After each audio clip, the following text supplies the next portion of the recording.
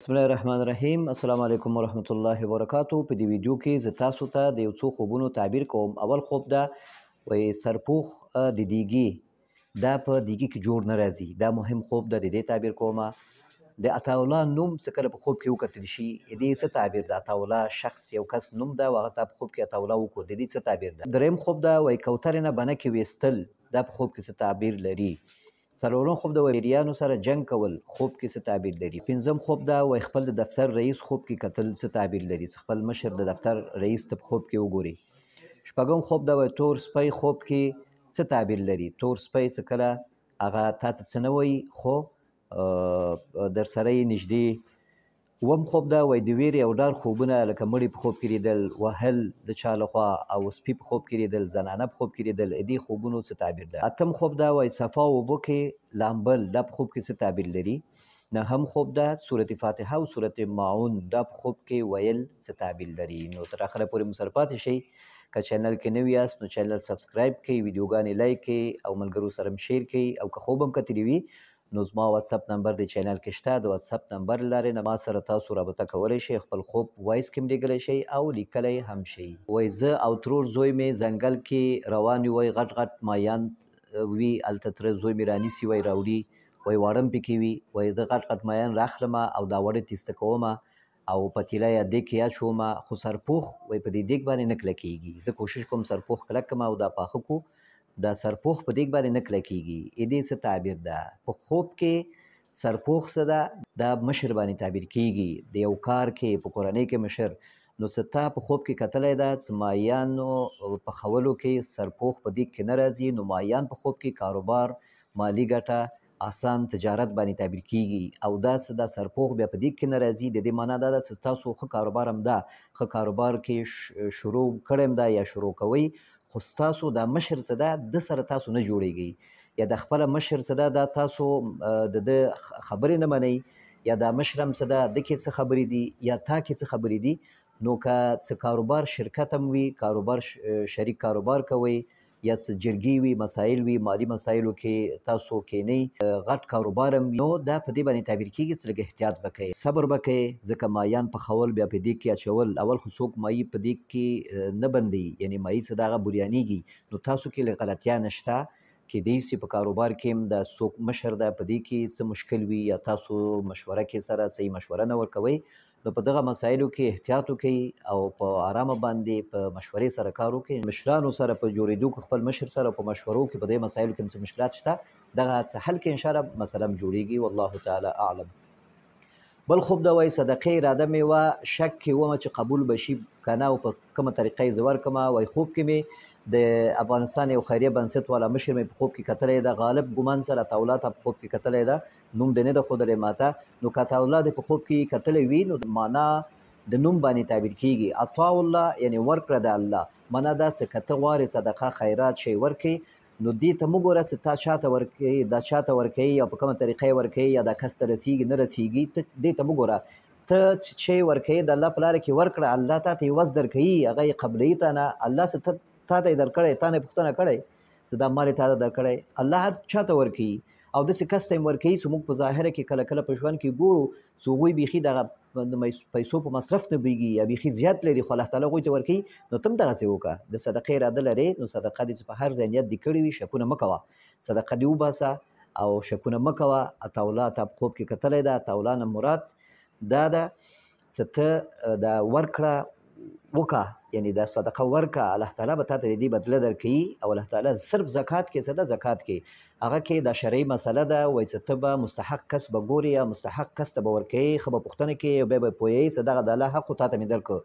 نور صدقاتو کې څه دي، نور صدقات عام صدقاتو کې خیراتونو کې دې کې به ته دې ته نه ګورې چې دا فلاني لري فلاني نه لري، نو برابر شو چې هر څوک و هر چېرته و دا صدقه دې وکړه. د شکونو سره اکثر خلک د خیر کارونو نه پاتې کېږي، چې هغوی شکونه کوي په خپل کارونو کې، په زکاتو کې، په دې کې اکثر خلک د خیر کار نه پاتې کېږي. دا ټول شیطاني سوچونه دي چې انسان ته پیدا کېږي او په دې سره بیا د انسان د خیر کار نه محرومیږي.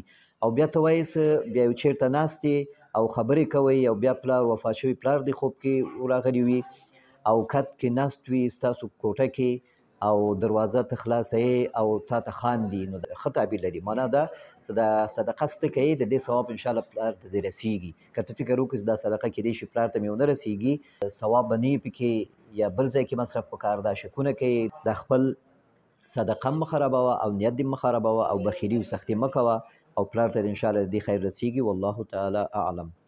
دریم خوب د یوې سپینه کوتره ونیسم او وزر یې ترې وباسم. نو سپینه کوتره په خوب کې څه ده؟ دا سوله ده، آرامي ده، جوړه ده، یو چا سره جوړېدل دي، یو چا سره مشکلات او اختلافات ختمول دي. څه کله ته دا د ده نه وزر یې وباسې، معنا دا چې ته کوشش کوې چې دا کم منځ کې مثلانجه وي، کورنۍ وي یا کاروبار کې یا بل چا سره دغه مسایل یعنې مشکل حل شوی ده، خو ته غوسه کوې یا ته داسې تصمیم نیسي، دغه تصمیم په سبب باندې دغه ستاسو دا ګډ ژوند مخکې نه ځي، دا ګډ شراکت کار وي یا کورنۍ مسایل وي، دا مخکې نه ځي.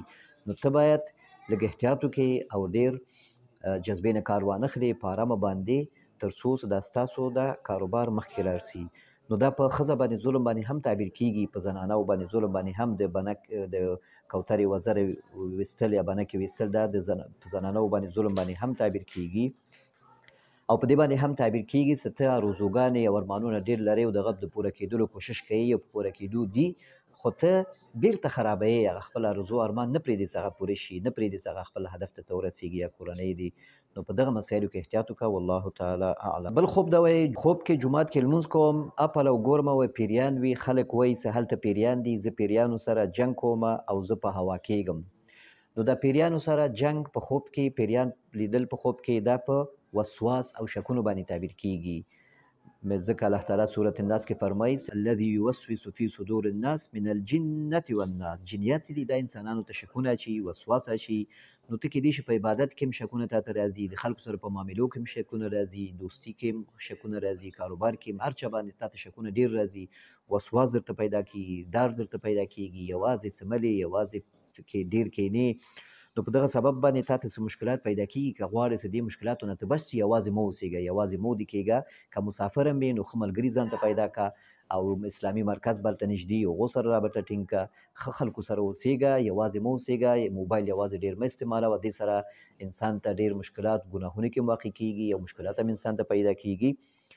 نو دغه ډېر سوچونو باندې تعبیر کیږي چې دغه سوچونه نه انشاءالله ته راوځي. داسې په دې خوب کې ته جنګ کې پیریانو سره، نو معنا دا چې ته کوشش کوي چې دې سوچونه ووځي او په مونځ کې هم کوشش کوي چې حضور دې برابر کړي. دې ټولو تا ته انشاءالله اجر ده او الله تعالی تا ته اجر درکړي او دا مونځ دې ثواب زیاتېږي څومره چې کوشش کوي حضور برابر کړي. والله تعالی اعلم. بل خوب دې دا وایي چیلۍ وي، غټ غټ تیانې وي او شیدو نه ډکې وي او دوه بچیان هم ورسره وي. دا ښه کاروبار باندې تعبیر کیږي، برکت باندې تعبیر کیږي، مال ګټه فایدو باندې تعبیر کیږي چې هر څه ستا د ژوند برابر دي، خو چې ته لږ شکرګزار شي او خپل ژوند لږ ترتیب او ملګري دوستان برابر کړي. انشاءالله سفر دې که ډېر وخت شوي نو سفر کې ډېر وخت مه تېروه او کوشش وکړه چې یوازې ډېر ونه اوسېږي. نو دې سره انشاءالله ستا کاروبار هر څه سم د دنیا او اقتصاد او مشکلات د هر څه برابر دي، خو چې ته خپل افکار برابر کړي، خپل سوچونه او ځان سوچونو ته وسواسو ته ورنه کړي. والله تعالی اعلم. بل خوب دا وایي زموږ د دفتر رئیس سره هوټل کې ناست یو او ما ته وایي چې په تا مې ډېر اعتماد کړی، بل ځای ته تبدیل کړی یم، ستا لپاره دا ځای ما مناسب وګڼله او په بل چا مې اعتبار وایي نه راته. په دې خوب کې وایي زه هم خوشحاله یم چې دا کار دې ځای ته یې تبدیل کړی یم. نو دا سوچونه دي، تمه ده، توقع ده چې د خپل مشر او دفتر نه ته لرې یا هغه ستا کوم آرزوګانې دي، ارمانونه دي چې د دفتر کې د کاروبار کې ته مخکې شي یا ترقي وکړي. نو دا ستا سوچونه دي، د څه خاص تعبیر په دې کې نه، خو بیا هم که دا خوب په وخت ښه صحیح وخت وي او دا خوب ډېر واضح وي، نو کیدای شي په دې باندې تعبیر شي چې که د مشر لخوا نه تا ته څه وظیفه درکول کیږي، نو که هغه سخت هم وي نو انشاءالله چې الله تعالی توفیق درکړي، خو خپله به نه غواړئ. والله تعالی اعلم. بل خوب دا وایي تور سپی وایي او په خیر راته څټي خوشامند راته کوي. نو دا سپی څه ده په خوب کې دا کمسل انسان باندې تعبیر کیږي، بد زبان انسان باندې تعبیر کیږي، شریر انسان باندې تعبیر کیږي، بې عمله عالم باندې تعبیر کیږي، بد زبان او چاپلوس انسان باندې تعبیر کیږي. څه نه ته د خبرو نه یې به تکلیفېږي، د خبرو نه یې او دغه د لیدلو نه به تکلیفېږي، نور تا ته انشاءالله ضرر نشي رسولی. والله تعالی اعلم. وایي مړی په خوب کې ډېر ګورمه. دا مړی په خوب کې موږ ډېر ګورو چې کله موږ باندې یو کس وفات هغه سخت تمام شوی وي، یو کس نږدې زموږ خپلوان کورنۍ وي او هغه دغه وفات موږ باندې سخت تمام شوي، نو هغه بار بار زموږ خوب کې راځي. یا هغه کسان هم هغوی مړي په خوب کې ګوري چې هغوی آخرت نه غافل دي، آخرت نه غافل دي. هغه کسان هم ډېر مړي په خوب کې ګوري چې هغوی ناامید وي، ډېر مایوسي ورته پیدا کېږي. نو که غواړې چې د دې خوبونو نه او د دې رقم ډارونکي خوبونو نه ته خلاص شې، نو د شپې ډېر مه کښېنه، موبایل ډېر مه استعمالوه او کوشش وکړه چې د شپې هغه اذکار د خوب څه دغه پوره ووایې او وختي ویده شې تر څو څه ستا خوب آرام وي. والله تعالی اعلم. بل ته وایې چې سړي درپسې منډې وهي او وهل کوي، نو دا شیطاني خوبونه دي. دا تا ته هسې تشویشونه اچوي شیطان، تا هغه خوب او ستا افکار خرابوي، نو دا تعبیر نه لري. او بل ته وایې چې سپي په خوب کې ډېر ګورې، نو دا دې باره کې ویډیو زما شته چې دا سپي په خوب کې څه تعبیر لري او دا څه وخت ښه تعبیر لري، څه وخت خراب تعبیر لري، دا په چی باندې تعبیر کېږي. نو هغه ویډیو وګوره انشاءالله، چینل کې شته، معلومات به هلته پوره درته وي. وایي بېګا مې ډېر دعاګانې وکړې د مشکلاتو د حل او خوب کې وایي روان یم، بل څوک هم راسره وي او وروره او کاکا زوی مې هم وي او د ریلګاډۍ لاره کې وایي پاتې ومه زه، اوسپنیز پل وي، تی لاندې خړې اوبه وي، وایي مخکې لاړ شم بیا ښایسته اوبو حوض مخته راشي او بیا پکې ولامبمه. نو دا ډېر ښه خوب ده، خو په دې باندې تعبیر کېږي چې ته ژوند کې لږ مشکلات دی دا او ژوند کې کله کله تا ته حسد پیدا کېږي او څوک تا نه مخکې وي، نو په دې باندې خفه کېږه مه. که ورور د تره زامه دې تا نه مخکې وي، نو ته شاته نه پاتې کېږي، الله تعالی تا ته مرسته درکوي، ته یو ځای یو مقام ته رسېږي، خو حسد به نه کوې، بخیلي به نه کوې او خپل قسمت باندې به راضي اوسېږي. الله تعالی باندې به ښه ګمان ساتې، دعاګانې به کوې، د ستا دعاګانې قبلېږي، حالت د انشاءالله ښه کېږي. خو چې ته په خپل قسمت راضي اوسېږې او بدګماني ونه لرې په الله تعالی باندې، ښه ګمان ولرې په الله تعالی باندې او همیشه دعا کوې او ښه ګمان ساتي په الله باندې، دې سره انشاءالله ستا کارونه جوړېږي. والله تعالی اعلم. بل خوب دا وایي روژې څخه مخکې ورور مې وفات شوی ده، ناست وي، پلار مې هم وي، وایي ډوډۍ خورو، بل ورور مې هم وي، دا مرحوم ورور مې وایي حافظ او قاري هم و، زه سورې فاتحه وایم، تحصیل لاندې راشم، بیا سورې ماعون وایم، مرحوم ورور مې وایي خاندي او ماته خوشحالي. نو دا ډېر ښه خوب ده او لږ تنبیه هم پکې ده. سورې فاتحه په خوب کې کتل څه کله تلاوت او سورتونه دا په خوب کې مونږ وګورو او دا صحیح وایو، الفاظ یې مونږ نه غلطېږي او صحیح وایو، آواز هم صحیح وي، دا ښه تعبیر لري. او څه کله الفاظ یې مونږ نه غلطېږي، ویلی نه شو، بندېږو پکې، نو آواز هم ښایسته نه وي، نو بیا دا ښه تعبیر نه لري. نو په دې خوب کې تا ویلی ده خو لږ تحصیل لاندې راغلی یې، معنا داسې که څه مریضي او تکلیف وي، نو انشاءالله الله تعالی شفا درکړي، کارونه دې وي هغه سرته رسېږي او دعا دې قبلېږي. او دا صورت ماعون څه ده، دا په خوب کې بیا ابن سیرین رحمه الله وایي چې دا ښه تعبیر نه لري، ځکه صورت ماعون معنا څه ده، هغه داسې خبرې پکې دي چې لمونځ کې سستي، څوک څه خپل ګاونډي سره ښه نه کوي، د کور څه کوم سامان وي هغه منع کوي، خلکو ته نه ورکوي، یا یتیم سره بد چلند کوي، د مسکینانو قدر نه کوي. نو په دغه باندې تعبیر کېږي. که په دغه مسایلو کې تا کې سستي وي، لمونځ کې سستي، لمونځ په خپل وخت نه کوي، یا ګاونډیتوب کې لږ سستي، او یا یتیمان وي نو هغو سره لږ چلند دې ښه کړه، او مسکینان کې وي نو هغو سره د هغوی زړه کوشش وکړه څه وساتې، او د کور اسباب څه وي نو په دې په ورکولو کې بخل مه کوه. نو په دغه باندې تعبیر کېږي. لږ تنبیه پکې ده، خوب د ښه خوب ده خو لږ تنبیه پکې ده چې ته باید لږ متوجه اوسېږې تر څو څه دغه کم نقصانات دي دغه نقصاناتو کې واقع نه شي. نو دا و د نن ورځې خوبونه.